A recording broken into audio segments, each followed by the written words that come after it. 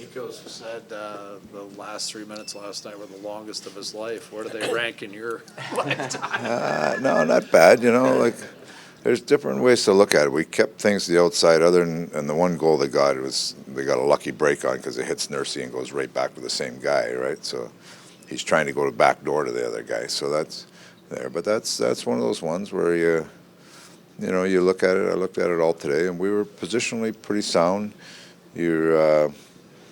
It's that combination you're trying to find. Like you got players like Connor and Draisaitl on there because if we do get the puck, they'll make a play. It's that. Or do you have a guy in there that's just flip it around and block shots? So you're trying to find that happy medium of how to shut it down. But all in all, Koski was real good. We only they had the one chance off the backboards there other than the goal, but lots of kind of stuff around the outside, not much inside, so it was all right. Dave, after yesterday's win and today at practice, it seems like the vibe off some of the guys is that they're happy with the win yesterday. They're happy that they got the 4-game slide ended, but they're not satisfied. How important is that happy but not satisfied trait for a team that's looking to be great? Well, I talked about it last night. The leadership understands what we're trying to do here, so, we came in today, talked about getting a little bit of work done, a little bit of pattern stuff, understand that the players, there's some fatigue from last night, but we're not going to. We're going to get some work done today, get some rest today, and get back at it tomorrow. So it's. They understand the process we're going through to become a better team every day, and I like the way they show up to work. And good win last night, but now we move on. Of course, it's not. How do you like the pairing of Oscar and Adam? Well, I like it. The last few games here, they've really played strong. Like Lars has really been.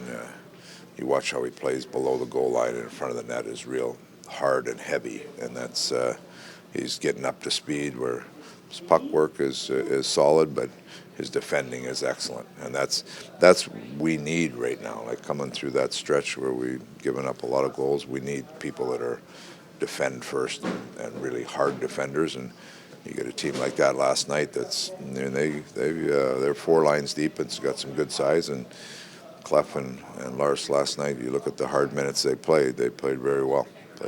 So it was good to see Nursey and Bear bounce back a little bit in that game. So that top 4 played well for us last night. Really well. So Dave, when you have a player like Adam, he's trying to catch up. Do you think he's caught up completely? Getting there, yeah. Getting there. You see him play the minute he is now, and how hard he is. And how hard he is in the battles, and how long he can stay in the battles, right? And his quickness to get to loose pucks, stuff like that. Those are all things that showing that he's getting his game, just thinking and physically back to where it should be. Is he unusual for a Swedish defenseman in that he's more like a Yarmelson type who is never going to put up a whole pile of points, but you appreciate him as a coach? You know what? I have a great appreciation for a defenseman like that because I grew up a guy who played a long time in Hartford and Pittsburgh with Ol Samuelson. And those guys are valuable on a team. They're hard to play against. And, they still have some puck skills that can get some plays made, but they compete in the trenches. And a lot of times that's where games are won and lost. Sorry, Dave, just going back to the last 5 games.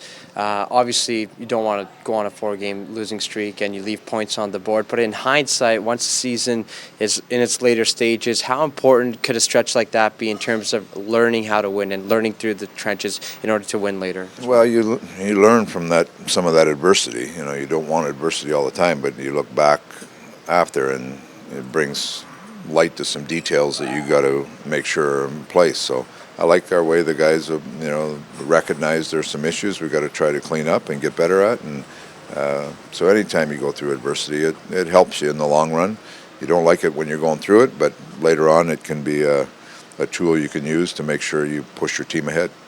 Is it 3 centers for good, or is you like the way it looked last night? It's read and react every day. It's good if we think we can win with it. And I mean, it's odd that Nuge would get more minutes than the other 2 guys, but he killed penalties, so I guess that adds up. Both sides of the special teams, we had 6 power plays there last night. One shortened when we scored early, but that's where all 3 of them get big minutes in there.